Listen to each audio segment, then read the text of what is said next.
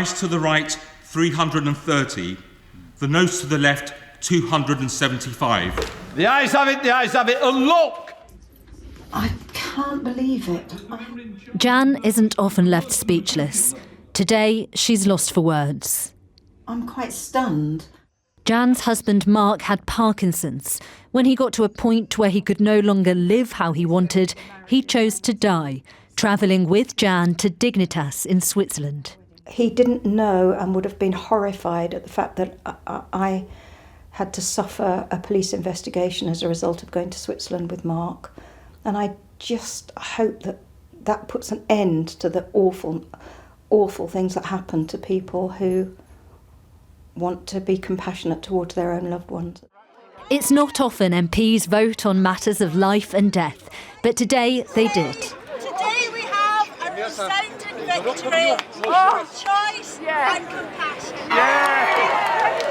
Josh's mum Lisa took her own life this summer. Like him, she had Huntington's. This result brings him a step closer to choosing a different end. My stepson will not have to go through the trauma of finding me dead. He won't have to see me end my own life. Josh's story is one of many that persuaded Kim Leadbeater to bring this bill to Parliament. How did you feel? Overwhelmed. There's people across the country who are facing the inadequacies of the current situation, and I firmly believe we've got a duty to do something to help those families and people like Josh. 5 hours earlier, she was making the case for her bill, admitting this vote would put Parliament to the test. But if any of us wanted an easy life, I'm afraid we're in the wrong place.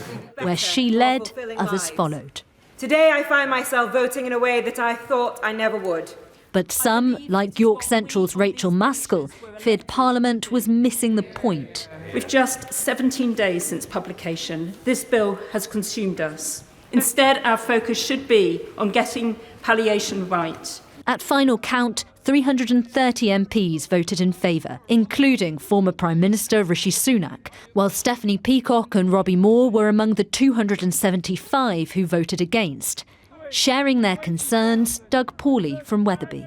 I have every belief that people who could have a quality life, if assisted properly, will be dead. What happens now? Well, I guess we have to fight. There are so many things that we have to fight about, but I think, unfortunately, for the next few months, we're going to be fighting to some extent for our lives. Both sides know this is just the start.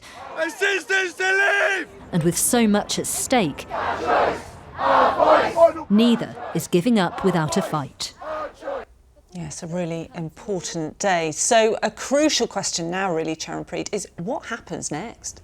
Well, Lara, before this bill can become law, there are a number of hurdles to overcome. First, it goes to committee stage, where it's scrutinised by MPs, then report stage, then back to the House of Commons for the third reading, at which point it could be defeated, although that is very rare, then back over to the House of Lords. Who knows what they'll have to make of it? Some have criticised this bill for being too fast. In reality, this process could take more than 6 months, and even then, it'll be 2 years before assisted deaths can happen. Charanpreet, thank you. Live in Westminster for us tonight. Thank you very much.